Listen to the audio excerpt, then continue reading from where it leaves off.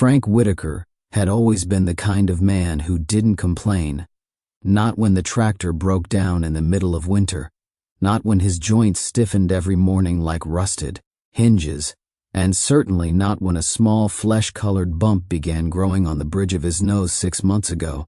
At first, he thought it was just part of getting old. Everything changes when you're pushing 80. Hair disappears, skin folds in on itself, memory slips away in fragments. So, a little bump? That didn't register on his list of concerns, not when there were fences to fix, feed to buy, and the never-ending rhythm of rural solitude to maintain. It wasn't pain that finally got him to notice it. It was the dreams. They started quietly, flickers of sound and smell, hot metal, sweat, the shriek of distant helicopters. Then faces returned, young faces, boys who had once laughed, cursed, bled, and died around him more than half a century ago. Most of all, there was one face, brown eyes. A crooked smile. Miguel. Frank would wake up in the darkness of his farmhouse, the wind whispering through the chinks in the old walls, and for a moment, he wasn't in Wyoming anymore. He was back in Vietnam, and the bump on his nose seemed to pulse, warm and full, as if it had a heartbeat of its own. "Pop, I'm serious. That's not a normal skin growth." Claire's voice had the gentle firmness of someone used to delivering bad news without sounding alarmist. She stood in the kitchen of Frank's farmhouse, arms crossed, her doctor's badge still clipped to her coat pocket, even though she was on a rare visit home. Her dark hair was pulled back, and there was exhaustion beneath her sharp eyes, the kind that comes from working 28-hour shifts in residency. Still, nothing wore her down faster than her grandfather's stubbornness.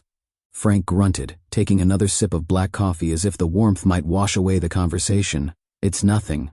Just old skin acting up. You've had it for how long now?" "Few months." "A few?" Claire pinched the bridge of her nose, caught herself, and exhaled.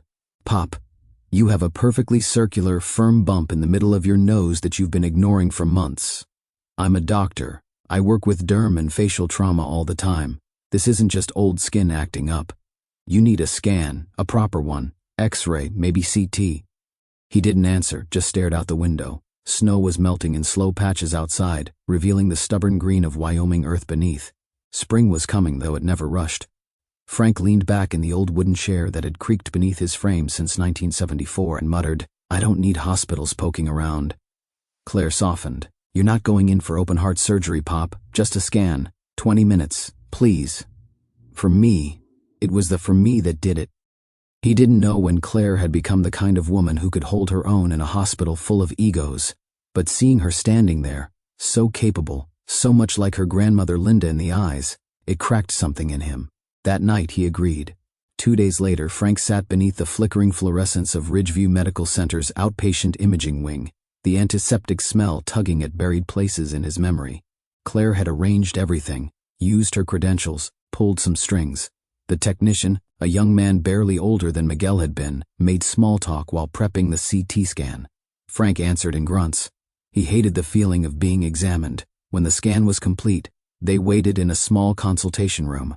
Claire sat beside him, scrolling through work emails on her phone. Frank tapped his fingers on the armrest, watching the second hand of the clock tick louder with each movement. Then the door opened. Dr. Alan Rowe entered with the stiff formality of a man who had delivered more odd findings than he could count. He nodded politely to Claire, glanced at the tablet in his hands, and looked over his glasses at Frank. "Mr. Whitaker," he began, "we've reviewed your scans. What you have is not cancer, which is the good news. But there's something else we didn't expect." Frank sat still. Dr. Rowe turned the tablet around. On the screen was a high-resolution CT image of Frank's skull. Embedded in the soft tissue above the nasal bone was a small, angular object, sharp-edged, metallic. "We believe this is a foreign object, likely metallic, possibly embedded decades ago. It hasn't caused any significant inflammation, which is unusual. But what's even more unusual..." Dr. Rowe zoomed in. "It's perfectly lodged, without migration. That typically only happens with high-velocity objects." Frank's mouth felt dry. He blinked slowly. The shape on the screen was unmistakable. The circular center, the jagged tip. He didn't need a doctor to tell him what it was. "It's a piece of shrapnel," Frank said, voice low. Claire turned to him, startled. "What?" He didn't answer her. He couldn't. His eyes stayed locked on the image, and time peeled back like old wallpaper. He could hear it again, the whistling sound of a mortar, the thunderclap of impact, the scream, "Frank, get down!" And then heat pained Miguel's body falling. Miguel. The name thundered in his chest like a secret demanding release. He hadn't spoken it out loud in decades. Hadn't let himself. Claire reached out and gently touched his hand. "Pop, who's Miguel?" Frank didn't answer. His throat had closed around something too large to swallow. The silence in the room wasn't awkward. It was reverent. "I want that thing out," Frank said finally, his voice steady. "And when it's out, I'll tell you everything." Frank Whitaker hadn't spoken Miguel's name aloud in over 5 decades, but the moment it passed his lips in that sterile exam room, it felt like something cracked open inside him. By the time he got home, the flood had begun. Memory, like a broken dam, poured through him. It started, as it always did, with the heat. Vietnam wasn't hot in the way Wyoming summers were hot. It was oppressive. The kind of heat that clung to your skin, filled your lungs, seeped into your clothes and thoughts. In 1969, Frank was 23 years old, a Navy corpsman embedded with a Marine unit stationed near Quang Tri. In a region of jungle and mud that often felt more like purgatory than earth, he wasn't a fighter, not in the way the others were. He carried no rifle, wore no sidearm. What he carried were field dressings, morphine syrettes, trauma scissors, and the weight of responsibility no young man should have to bear, deciding who lived and who didn't.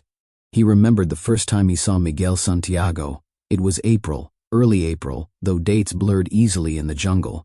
Miguel had just arrived in-country, barely 19, from a town called Trenton, New Jersey. He had big brown eyes and a smile too wide for a war zone. He wore his helmet tilted back like it didn't belong on his head, and when he shook Frank's hand, his grip was solid. "You're Doc Whitaker?" Miguel had asked. "Yeah," Frank replied. "Don't call me Doc. Makes me feel like I know what I'm doing." Miguel had laughed, and just like that, they were friends. Frank had seen plenty of young soldiers come and go. Some were broken before they even fired a shot. Others hardened too quickly, their eyes going glassy, souls pulling back from their bodies as if preparing for the inevitable. But Miguel stayed human. He talked about his mother's cooking, about dancing in his cousin's backyard, about the girl who'd promised to wait for him back home. He wrote letters every night, asked Frank to mail them. Sometimes he sang, badly off-key, but with a joy that defied the setting. Frank didn't want to care. That was the first rule of survival. Don't get too close, don't let the names matter. But Miguel broke that rule, and Frank let him. Maybe he needed to believe there was still something unbroken in this place. They spent long nights talking. During lulls in the fighting, when the radio went quiet, and even the insects seemed to hush, Miguel would ask Frank questions about home. Wyoming cattle, mountains. Frank told him about snowstorms that shut down entire towns, about the way silence stretched across the prairie. Miguel listened like he was hearing a bedtime story. After this, Miguel once said, "I'm gonna get a little place. Not big.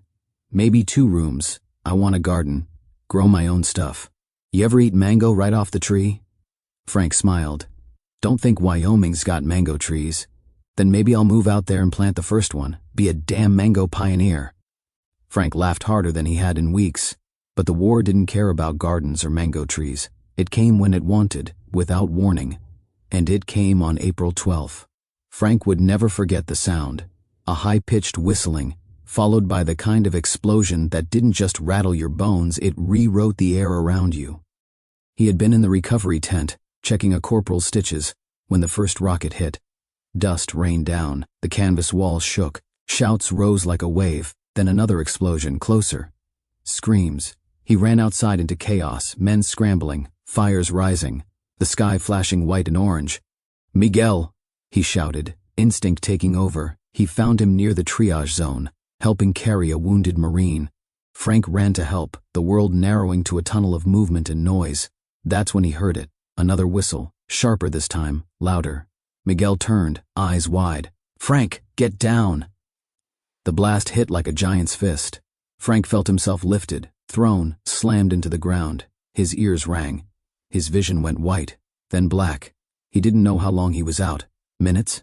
Hours? When he opened his eyes, everything hurt. Something warm trickled down his face. His vision was smeared red. He tried to move but couldn't. He was pinned. Then he saw the body. Miguel.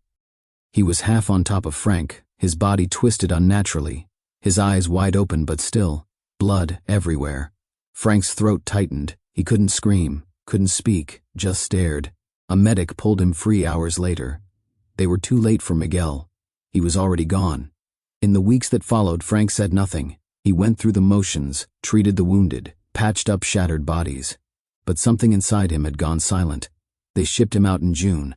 A medal showed up in the mail months later, along with a letter of commendation he never read. He didn't go to Miguel's funeral. He couldn't face the family. Couldn't explain how a 19-year-old kid with dreams of mango trees had died protecting a man who was supposed to keep others alive. Frank came home, married Linda, and tried to forget. But forgetting never took. The nightmares came and went. The noise, the blood, the look on Miguel's face. He never talked about the war. Not to Linda. Not to his daughter. Not even to Claire. It was a box he locked away and buried deep. Until now. Sitting on his front porch that evening, the Wyoming wind tugging at his sleeves, Frank traced the scar on his nose with a shaky hand. The bump was gone now, sliced out and stored in a little vial in some lab, but it had left more than a scar. He whispered the name again. Miguel. And for the first time in 54 years it didn't hurt quite the same. When Frank Whitaker came home in the summer of 1969, no one knew what to say to him, so they said nothing. His parents greeted him with a quiet dinner. The neighbors dropped off a casserole. A few kids in town called him hero before going back to their baseball game. No parades, no banners, just silence. And, for a while, silence suited him. He didn't unpack the duffel bag. He shoved it under his bed, boots and all, and never looked at it again. The uniform still smelled like smoke and antiseptic. The medals were tucked in the front pocket, unopened. Somewhere deep inside, Frank hoped that if he didn't touch any of it, the war would fade like a bad dream. But Vietnam didn't stay there. It came with him, in the tension in his shoulders, the way his hand twitched when someone slammed a door too hard, the way he still, even now, caught himself scanning for exits every time he walked into a room. He didn't go back to medicine. Couldn't. The smell of rubbing alcohol made his stomach clench. Instead, he found work at a feed store on the edge of town. Quiet, simple, repetitive. Stack, load, sweep. No blood, no screaming. No need to decide who got to live. In 1971, he met Linda. She wasn't like the girls he'd known before the war. Linda didn't ask him what he'd seen, didn't flinch at the way he sometimes fell silent mid-sentence. She was calm, rooted. She liked reading mystery novels, made a perfect apple pie, and talked to horses like they were people. Somehow, she made him feel like he could breathe again. They married within 6 months and moved out to a patch of land just west of Ridgeview. The house was small, 2 bedrooms, wide porch, old wood stove, but it sat on 5 acres of open sky and peace. Frank rebuilt the fence himself, post by post, digging into the earth like it might anchor him. Their daughter Susan came a year later. She was strong-willed like her mother, with a laugh that reminded Frank of someone he never spoke of. He didn't tell Susan about the war. When she asked, he said he'd been a medic. That was it. No stories, no photos, no mentions of Miguel Santiago. Frank worked. Linda raised Susan. They lived a quiet life, the kind people drive past and call simple. But inside that silence was a storm no one could see. Some nights, Frank would sit alone on the porch with a bottle of bourbon and stare at the stars until morning. Other nights he'd wake up gasping, drenched in sweat, heart racing like gunfire in his chest. He never told Linda about the nightmares. He never told her about the boy who died in his arms. He just held her tighter on those nights and waited for the shaking to stop. Over the years, he built routines like armor: feed the animals at dawn, fix whatever was broken, mow the grass every Saturday, read the newspaper at the kitchen table, and never, never talk about the past. When Susan grew up and left for college, he hugged her stiffly and told her to be careful. When she married, he wore a suit and smiled for the photos. When she had a daughter, Claire, he stood outside the hospital nursery, watching the tiny bundle through the glass, his hands trembling. Claire was different. From the time she could walk, she was asking questions, always curious, always fearless. She loved the farm, followed him around like a shadow, demanded stories, and while he told her about horses and tractors and snowstorms, he never once told her about the jungle, about Miguel, about the day he should have died but didn't. Linda was the only one who ever came close to breaking through. One night, years after Susan had moved away, Frank sat at the edge of their bed, staring at the floor. Linda had been reading, her glasses low on her nose. "You were talking in your sleep again," she said softly. Frank didn't answer. "You said someone's name. Miguel." His jaw clenched. "It's nothing." She reached out, touched his shoulder. "You know I'm here, right? If you ever want to talk." He looked at her, really looked at her, and for a moment he almost did. But then the memories stirred. The blood, the heat, the way Miguel had looked just before. And he shook his head. "No use bringing it up now." Linda didn't press. She just nodded and went back to her book. But the space between them lingered, like a room filled with smoke long after the fire's gone. Then came the cancer. Linda was 63 when she got the diagnosis. Pancreatic, the kind that gives you months, not years. Frank took care of her at home, wouldn't hear of a hospice. He fed her, bathed her, read to her, held her hand at night when she couldn't sleep. He watched the light in her fade like a lantern in the fog. On her last night she whispered, "You don't have to carry it forever, you know." He wanted to say he didn't know what she meant, but he did. After she was gone, the silence became heavier. Claire was in medical school by then, calling when she could, visiting on breaks. She worried about him, told him he needed to be around people more, that he should join the veterans group in town, talk to someone. He always said no. What good would it do now? He filled his days with chores, kept the house just the way Linda had left it, still used her recipes, still folded her blanket every night. But inside something was unraveling. The nightmares came more often, the memories, sharper. Sometimes he swore he heard helicopters in the distance, even though he knew it was just the wind. And then came the bump. At first he ignored it like he did everything else, but the dreams got worse, more vivid. He'd wake up with Miguel's voice echoing in his head. "You promised," the voice would say. "You promised to tell my story."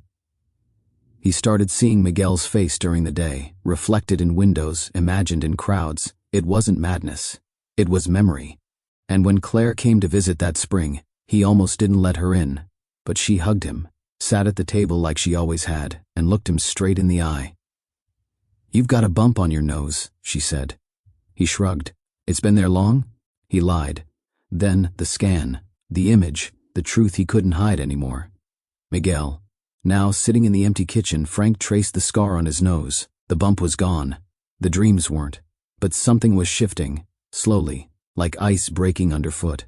He thought about Claire, about the way she'd looked at him in the doctor's office, not with fear or pity, but with concern. Real, human concern. And something else, readiness. Maybe it was time. Frank Whitaker lay on the narrow operating table. White sheets pulled taut around him, breathing shallow. Every exhale rattling the still air of the little operating room at Ridgeview General. Bright lights above him, not unlike the ones back in Vietnam, harsh, unforgiving.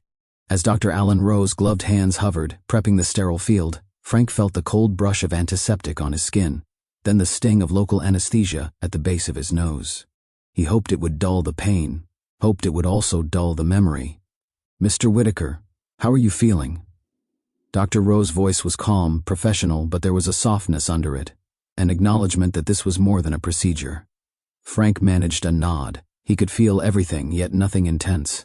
There was pressure, a tugging, a sensation of vibration. Claire held his hand, fingers gripping like roots clinging to soil. Her presence was a tether keeping him from drifting. As Dr. Rowe made the first incision just over the nasal bridge, Frank's mind drifted back to that night in '69. He tasted metal, heard the roar, saw the flash. Then the scream. Miguel's voice, "Frank, get down!" The anesthesia dulled the screams, but everything else was vivid. Claire asked softly, "Pop, do you remember Miguel's letter, the one with the garden?"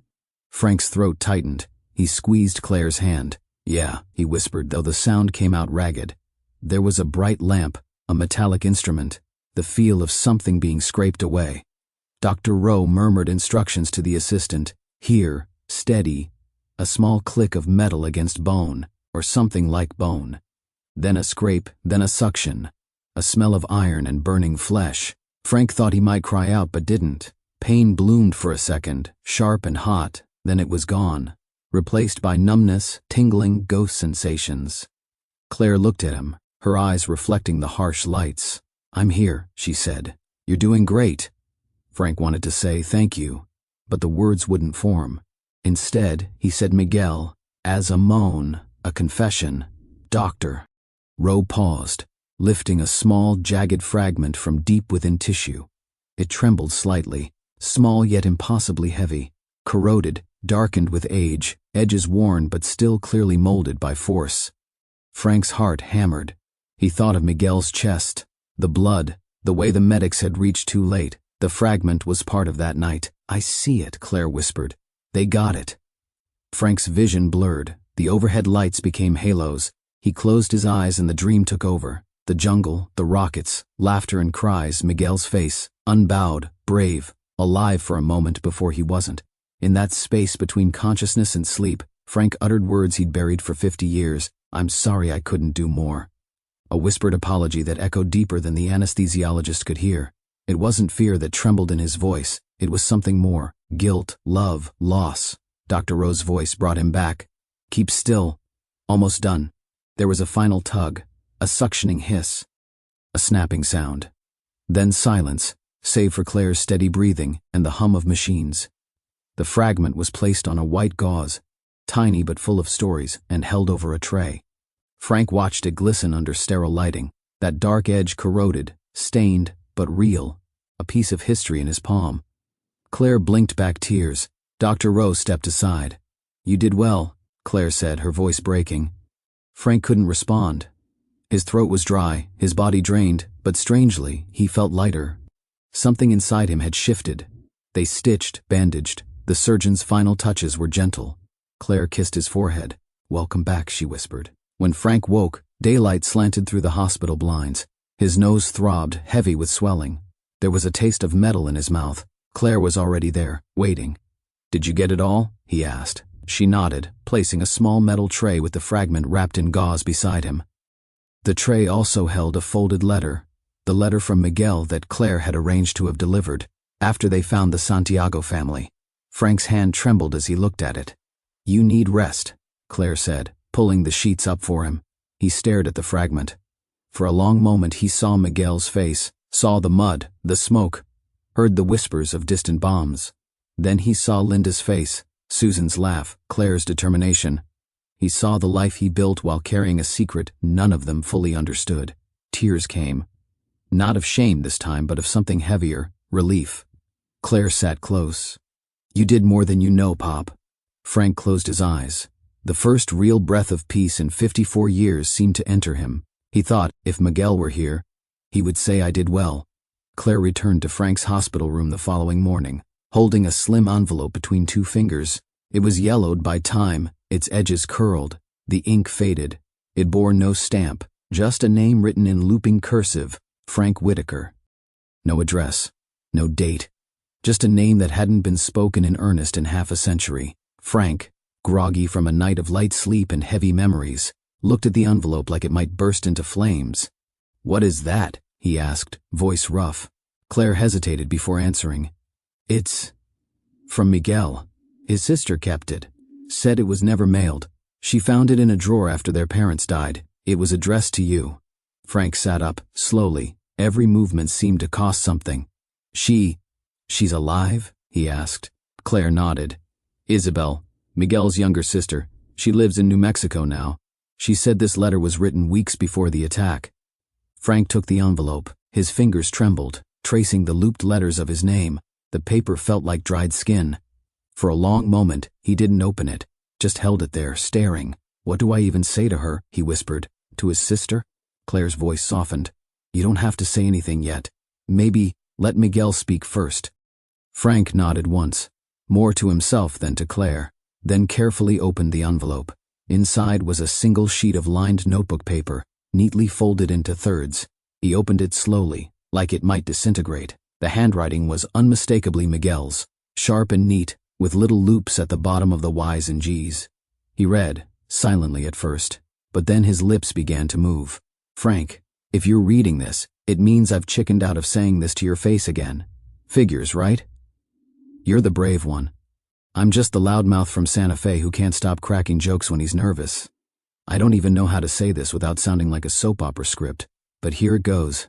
Frank's hands clenched slightly, the words blurred. He blinked, hard.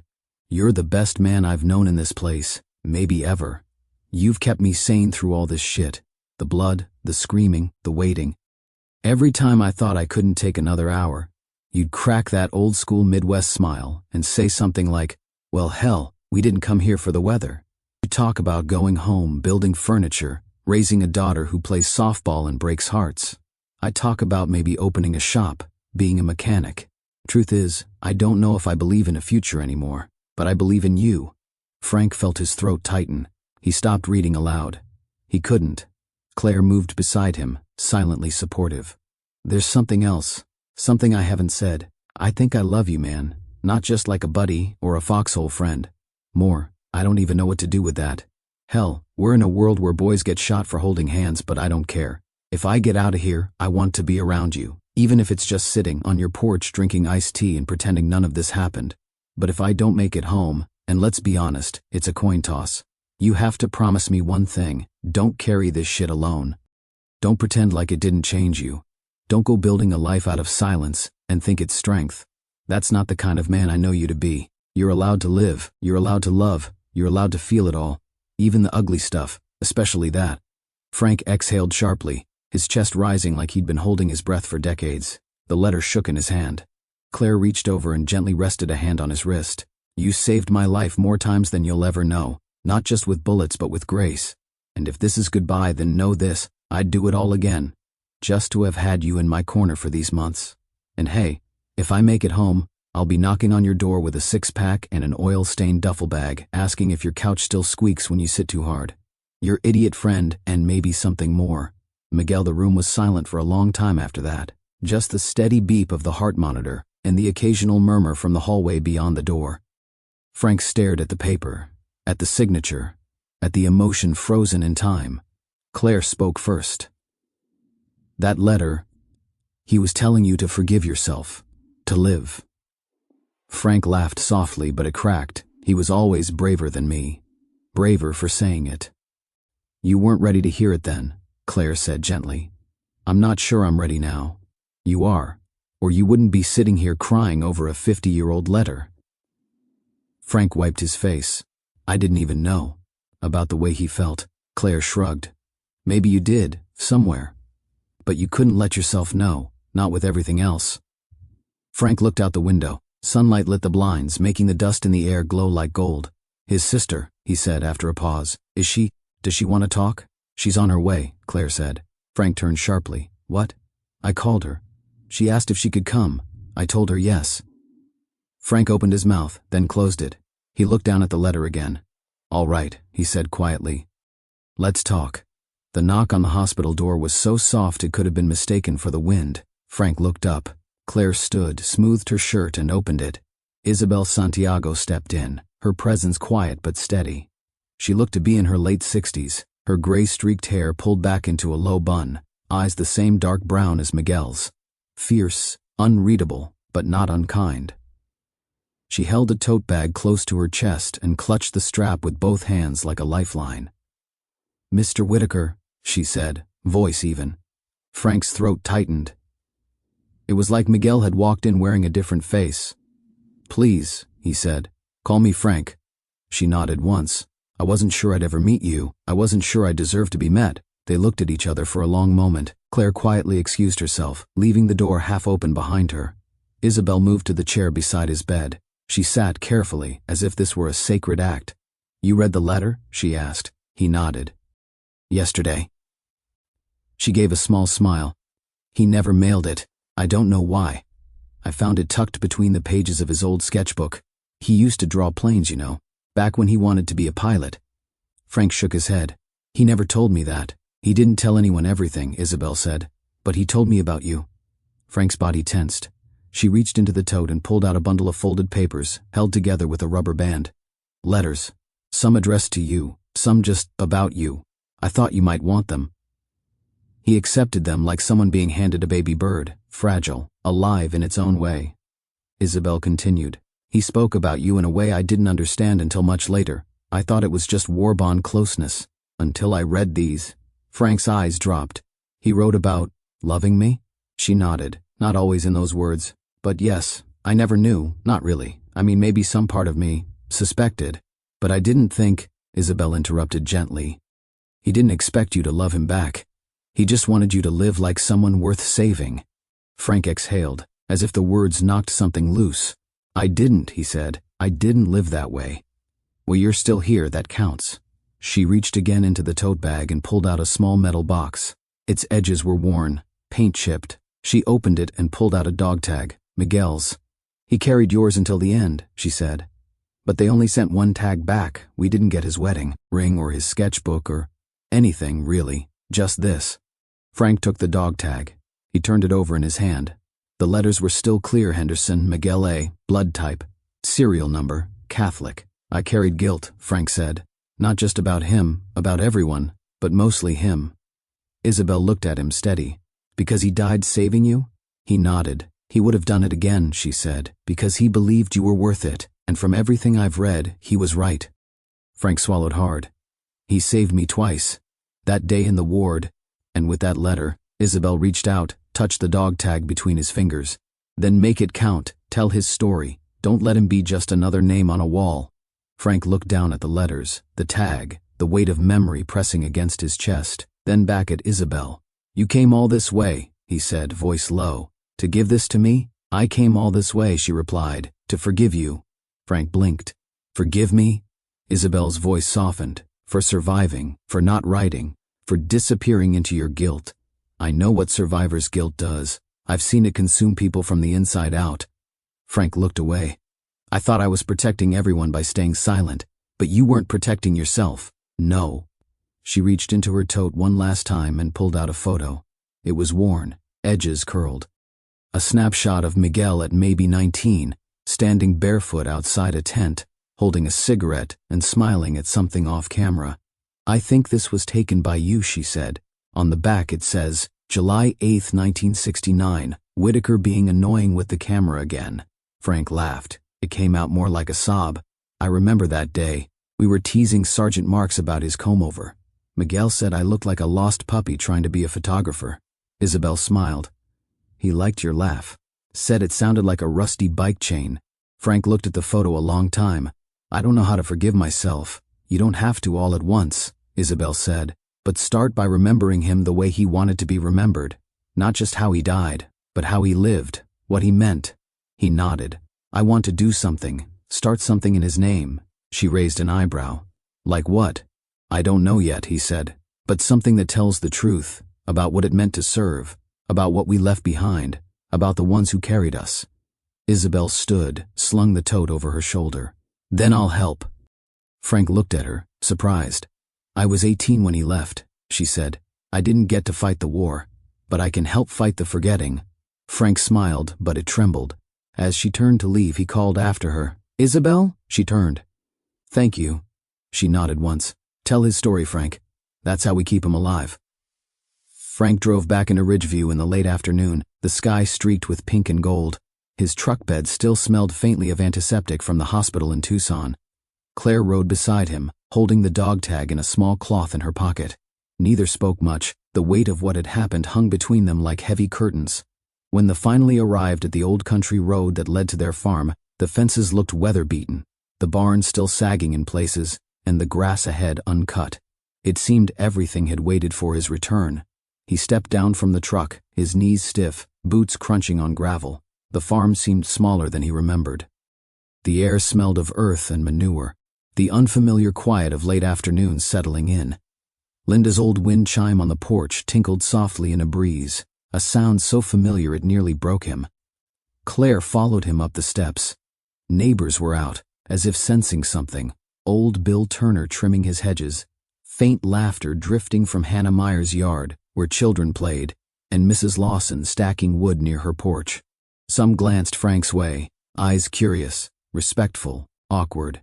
He nodded once, lightly, toward them. They nodded back, but there was a distance behind their smiles, the way people look at someone who's come home but has been gone far longer than expected. Claire opened the front door, and the warm smell of pine and wood smoke greeted them.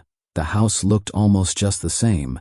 Linda's braided rug by the stove, the old rocking chair, Susan's childhood drawings hanging on walls. A vase with wildflowers sat on the windowsill. Frank ran a hand over the dusty table. "She liked these," he said quietly. Claire nodded. That evening, after supper, Claire suggested he speak at the monthly meeting at Ridgeview Veterans Hall. Frank looked up from his plate, confused. "I don't do things like that anymore," he said. "I don't want to be seen like some spectacle." Claire put down her fork. "No, not a spectacle, a chance to tell something real." Frank's hands trembled slightly. The weight of his guilt, his silence, crowded him. But something in him had shifted. Because Miguel's words, Isabel's visit, they had cracked open more than just grief. The next day, Frank stood outside the hall, cigarette hanging from his lips, though he rarely smoked. He'd borrowed a dark jacket, ironed at Claire's urging. In his hand he carried the dog tag in its little cloth. Claire walked beside him, offering quiet encouragement. The hall doors, painted red, stood before him. Through the windows, he could see veterans gathering, some in uniform, others in worn jackets with pins. The smell of polished wood, stale coffee, old tobacco pooled in the air. Inside, Frank found a chair near the back. He nodded to people he knew. Old Mrs. Baxter, whose son had died in Korea, Tom Green, who'd served in Afghanistan, younger men recently returned from Iraq. Some greeted him with genuine smiles, others with raised eyebrows. One man, Paul Reynolds, stood up, came over, clasped Frank's shoulder. "Didn't expect to see you here, Frank," Reynolds said. His voice soft. "Heard about your surgery." Frank managed a nod, had to do it. Paul looked at him, eyes gentle. "Brave move." Frank sank into the chair. The stage, a modest raised platform with a microphone, looked both inviting and terrifying. Claire sat in the audience, her face taut with anticipation and pride and worry. The meeting began with the usual business. Roll call, announcements, a short prayer, none mentioning the war stories. When it was Frank's turn, the president of the hall, Joe Miller, a man with a voice roughened by years of speaking into mics, paused. He introduced Frank Whitaker. Frank surprised himself by standing and walking up to the microphone, his throat dry, heart pounding. He glanced at the dog tag in his hand. He looked out into the audience, faces familiar, curious, many indifferent. "I didn't plan to be here tonight," he started, voice shaking. "I've lived most of my life looking for quiet. I thought that was how you heal. Not talking, not remembering." He paused. The hall was silent other than the hum of the heater and someone shifting in their chair. "But I was wrong," he swallowed. "A letter I received from Miguel, my friend. He wanted me to know he saw me, that I mattered, even if he couldn't say it in person. And a sister of his, Isabel, came here to give me what I thought I didn't deserve." His voice broke. He put the dog tag up, the single tag reflecting the soft light. Tears glistened in some eyes in the audience. Claire sat at the front, her hands clasped. Frank took a breath. "Miguel died saving me." He paused, swallowing. "That day, I carried something in me, not just his death. Guilt, shame, silence. For years I thought hiding it would help, that maybe not speaking would erase what happened." He let that hang. The audience was leaning in, but silence is heavy. He shook his head, looking at his hands. "It taught me fear. It taught me to believe that if I lived, I owed the world something real, not just living, but remembering and honoring." A few neighbor veterans nodded, some wiped cheeks. He glanced at Claire, whose eyes were wet, shining with something fierce. "I carry this tag now, and this letter." He lifted the small folded paper. "I want to share Miguel's story, how he laughed, how he dreamed, how he cared when everything else in this world made no sense." Frank's voice gained strength. The story spilled rapidly now, more than speech, a confession of decades. In the back, someone called, "Thank you, Frank."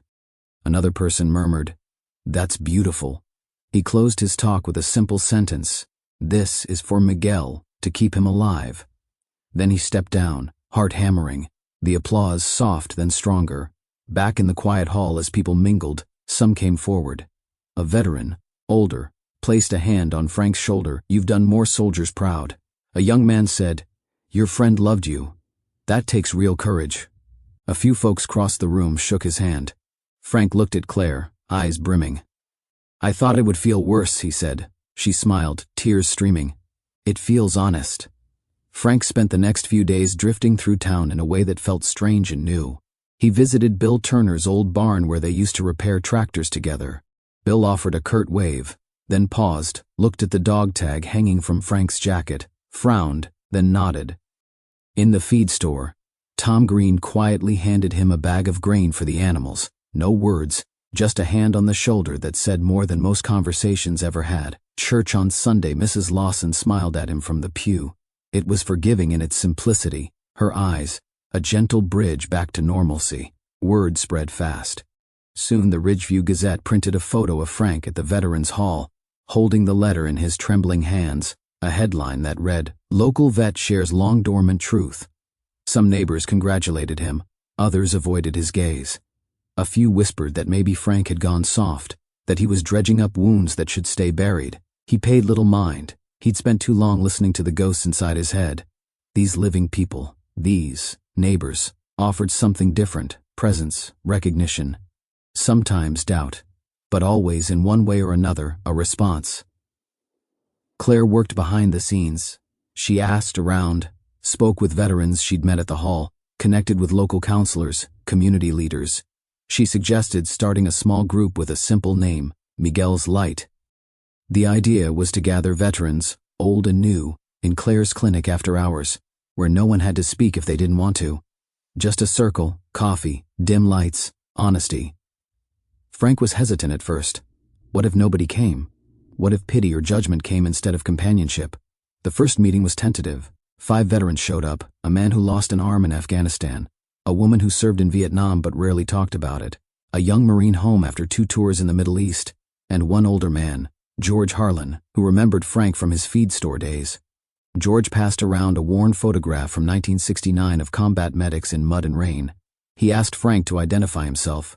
Frank pointed, voice low, "That's me, 23 years, muddy knees." The room stayed quiet. That kind of quiet that doesn't insult, it waits, it holds space. They talked in fragments: a memory of rain, a nightmare, a regret, a laughter, a tear. One veteran spoke of hearing helicopters in his sleep. Another admitted fear of the dark. Frank listened more than he spoke. Sometimes he spoke so quietly Claire could barely hear. Miguel said, "I mattered." And someone in the circle nodded. Someone said, "You do matter." As weeks passed, Miguel's Light met every Wednesday. People began showing up with more courage.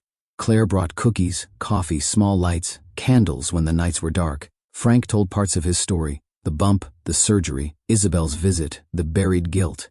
He read parts of Miguel's letter in the soft light of the clinic room.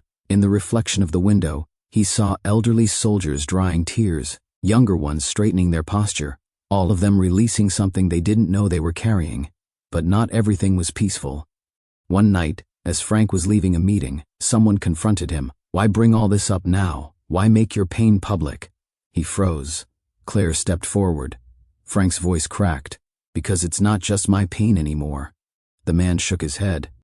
"Some things are private." Frank ran his hand over where the bump had been. Some truths are too heavy not to share. Inside his chest, something had changed. Guilt was still there, but it felt less like a chain and more like a wound that could heal. A scar. He walked home that night under a sky full of stars, thinking of Miguel laughing, of Linda's patience, of Claire's faith.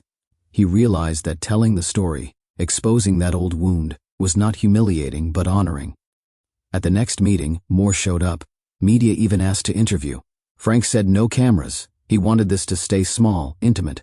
But doors opened. A local radio station invited him to speak about Miguel's Light, so others might find courage to do the same.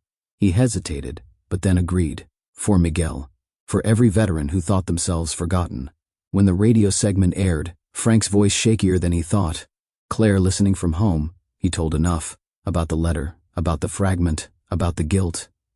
An old neighbor recognized his voice and called to say, "We saw you, we heard you, proud of you." A teenage volunteer at a youth group listened to the radio story and wrote him a letter: "Thank you for being brave, so I know I'm not alone." Frank held that letter in his hands at night, folded it next to Miguel's old photo and the dog tag. The community started changing. The Veterans Hall hung a plaque in memory of Miguel Santiago, whose kindness saved one man and whose truth now saves many. People brought food to meetings. Someone donated a coffee maker. Another offered to help with flyer design. Claire found space at the local library for Miguel's Light meetings when the clinic couldn't host. Frank found himself opening letters, writing back to people he'd never met, sharing advice. Don't let shame be the ending of your story. One week, Frank looked at his reflection in the mirror. The scar on his nose still there, faint. No bump now, eyes softer, shoulders less rigid. He remembered a phrase Miguel had once written, "You're allowed to live." Frank whispered it to himself, "I'm allowed to." And for maybe the first time, he believed it.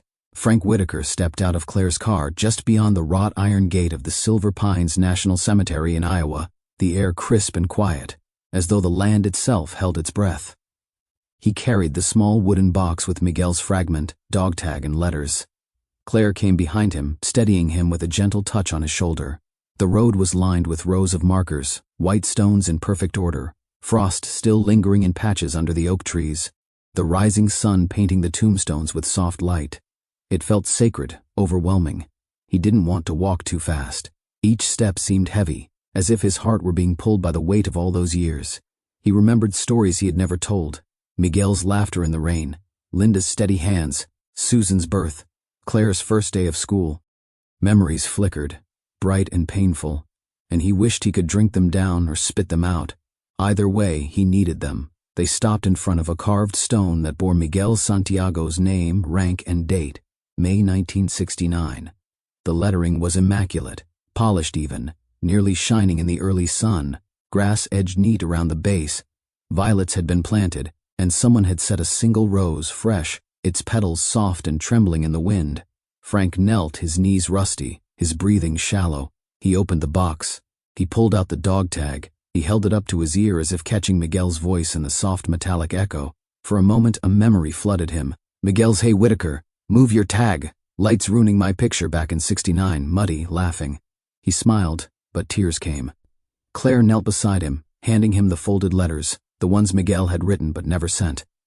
Frank unfolded the first. He read the words silently, allowing every syllable, every confession, every hope sink into him. "You are allowed to live," Miguel had written. "Not just survive, but live." Tears streamed down Frank's face. He couldn't say anything. He just placed the letter, folded and gentle, atop the grave marker, then the dog tag, then the fragment in its wrapping, like he was laying love pieces in a mosaic of grief and redemption. A small group had gathered at a respectful distance, some of the same veterans from Miguel's light, some townsfolk, Isabel Santiago. Isabel stood behind him, quiet. A veteran placed a single flag by the stone. Claire held Frank's hand, guiding him. "Frank," Isabel said softly, her voice carrying across the morning air. "He wanted this. He would be proud." Frank closed his eyes. "I wish I could go back," he said, voice breaking. "I wish I could have told him sooner I knew he mattered." Isabel kneeled beside him. "You know, I read his letters. He thought you knew, even if you didn't believe it yourself." Those words became wind in Frank's chest. He placed a shaky hand over the name carved in stone, fingers tracing grooves. His mind drifted to the night of the explosion, Miguel falling, Frank pinned, the smell of mud and blood, the shock. But the pain then wasn't like this pain. It was raw, sudden, burning.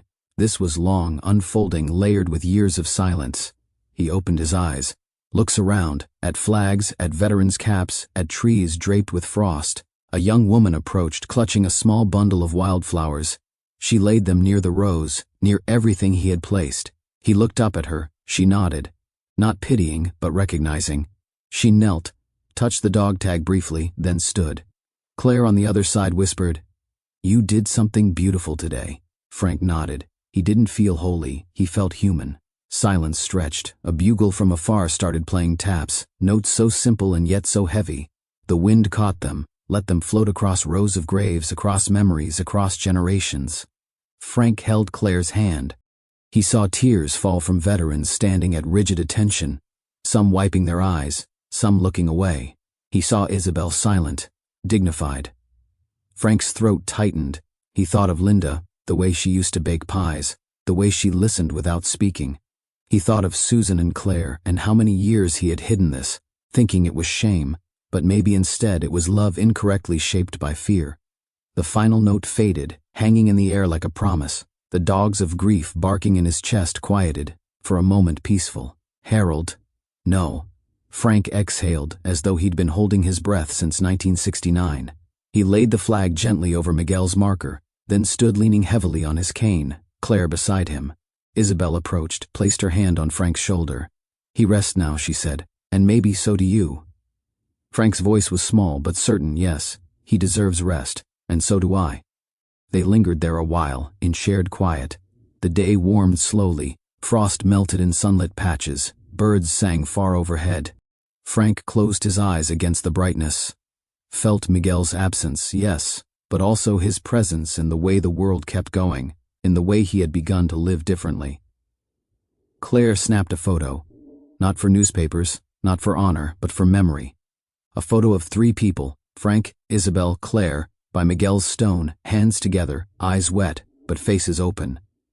In the frame, sunlight, shadows, wildflowers, the flag and love.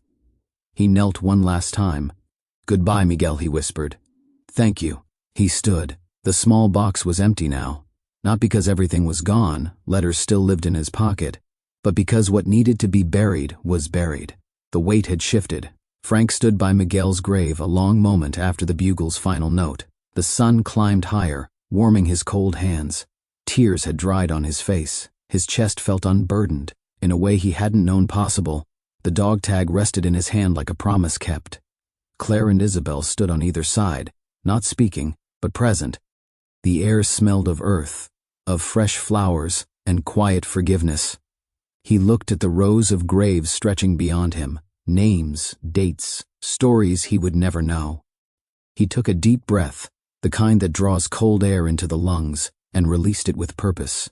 The coffin-sized box was empty now, its contents given meaning and memory more than possession. Frank dropped to one knee, placed his hand over Miguel's name carved in stone. He felt humility, sorrow, and finally peace. "Thank you," he whispered. Not for being saved first, but for being allowed to remember.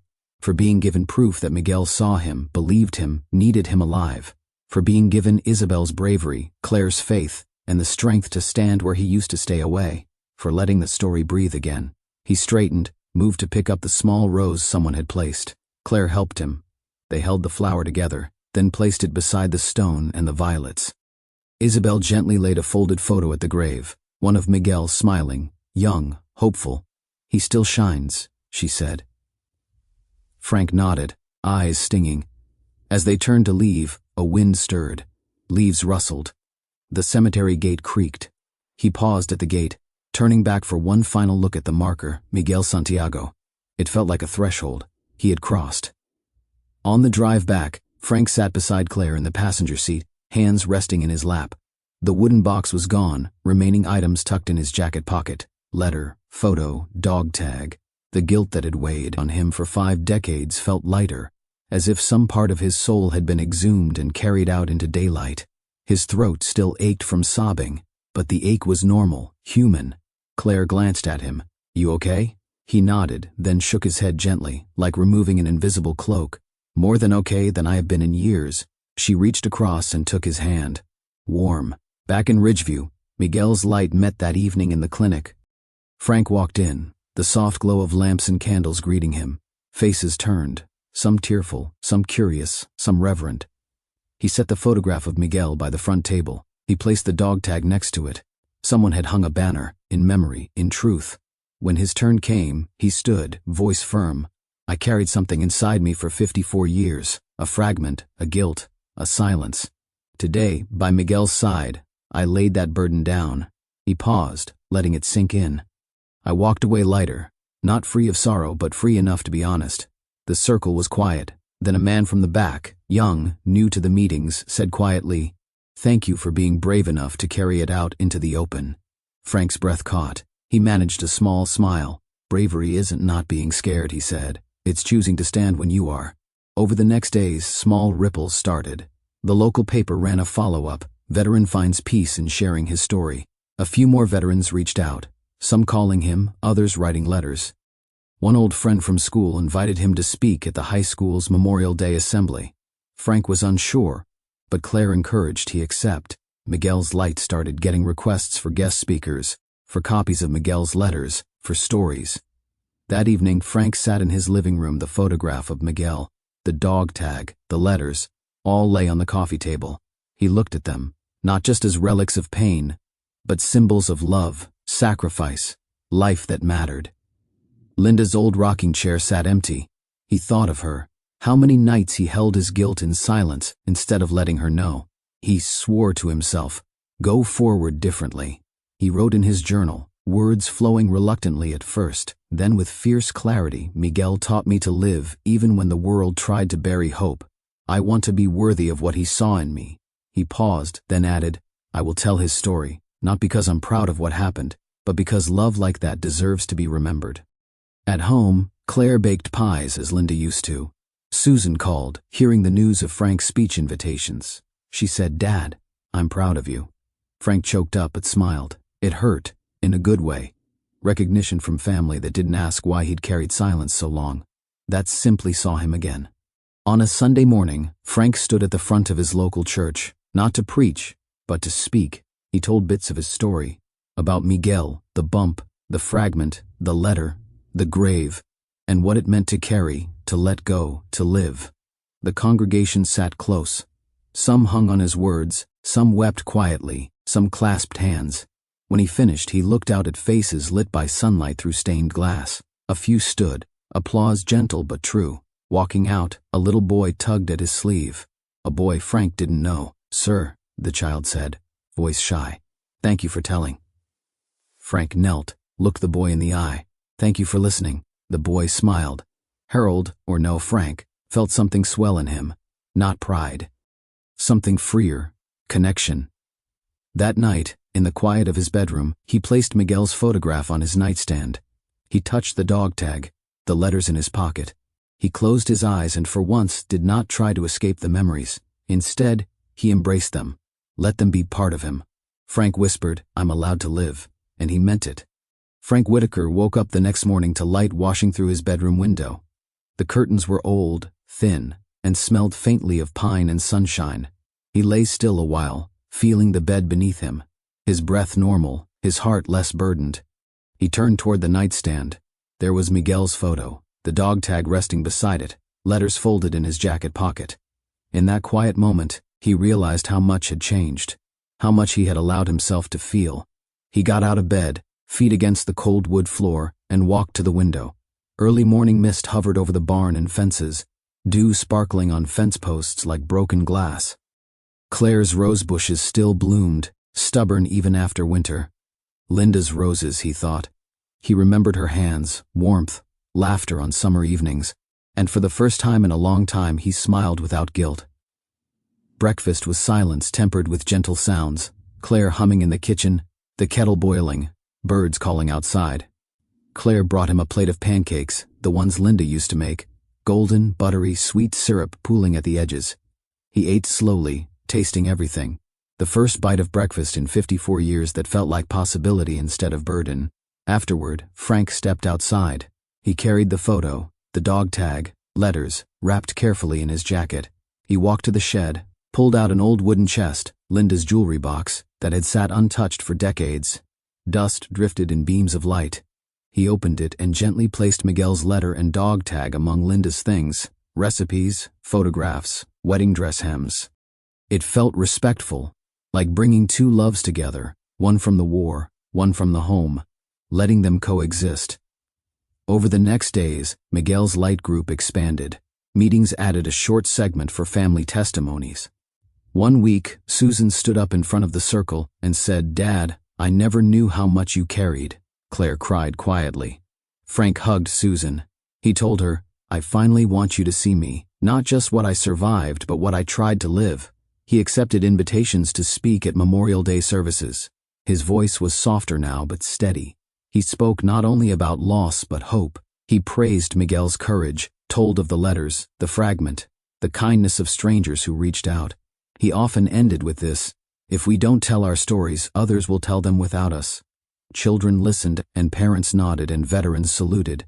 Some people wept, some cheered, some didn't know exactly what to say, but something moved inside them. A weight lifted, even a little. One Sunday, as Frank sat in a quiet pew after service, a young soldier, new fresh from deployment, came and sat beside him. She introduced herself, Private Maria Delgado. She asked, "Mr. Whitaker, your story, Miguel's letter, helped me realize I don't have to carry everything alone." Frank nodded. In her eyes he saw what Isabel had once told him: people see your life's worth even when you can't. Later that day, Frank returned to the cemetery. He walked alone to Miguel's marker. He knelt. The roses were red bright. Wildflowers had reclaimed space around the stone. The violets persisted. He touched the engraved date, May 1969. He spoke softly, "I carry you still, Miguel, but I carry you honorably now."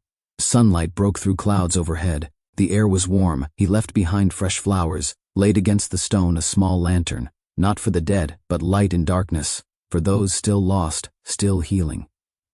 When he walked back toward the gate, he felt the wind on his face, a breeze, gentle. He looked skyward. He thought of the younger Frank, mud-stained, frightened, full of guilt, and he whispered to himself, "You were brave then, you're brave now." Back home, evening fell. Frank sat on the porch with Claire, the lantern placed on a small table beside him, the sky purple and gold.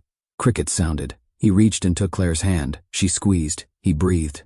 "Do you ever regret staying silent so long?" Claire asked. Frank considered it. He looked at the lantern. "Yes," he said. "But I also see what came from stepping into the light. I see people touched. I see my daughter. I see you. And I see Miguel, finally honored not just for what he died for, but what he gave while alive." Claire rested her head on his shoulder. "You did more than survive, Frank. You started healing." He looked out at the horizon, darkness giving way to stars. He felt something gentle inside, a sense of peace that maybe, just maybe, was home. When night deepened, he stood, walked back to his living room, turned off all the lights except one small lamp. He took the letters from his jacket, unfolded them, and reread Miguel's words, "You're allowed to live." Tears came again, but different now, not tears of guilt, but release, gratitude. He placed everything back in the wooden box, photo, letters, tag, then he covered it and closed the lid. Linda's jewelry box remained open. The wooden box would stay there, a memory box, yes, but also a testament. Before going to bed, Frank knelt at his bedside. Silently, he said a prayer, not a formal one, just a whisper, "Thank you for keeping me alive. Thank you for those who believed me worth saving." He closed his eyes. Sleep came without nightmares. Everyone carries something, guilt, regret, memories they think maybe they shouldn't speak. But those dark things don't have to be life sentences. Healing begins when you allow stories to be told, when you let someone see you, when you believe, even if someone else believes for you. Bravery isn't never being afraid. Bravery is waking up and choosing to carry on anyway. You are allowed to live. You are allowed to love. You are allowed to let your scars become something more than reminders. They can become maps, maps of where you have been and how far you've come. In the quiet hush of memory and forgiveness, Frank's journey reminds us that some battles are fought long after the war ends. The deepest wounds are often invisible, and yet, they shape everything. What if the very thing you've carried in silence was never a burden but proof of how deeply you loved?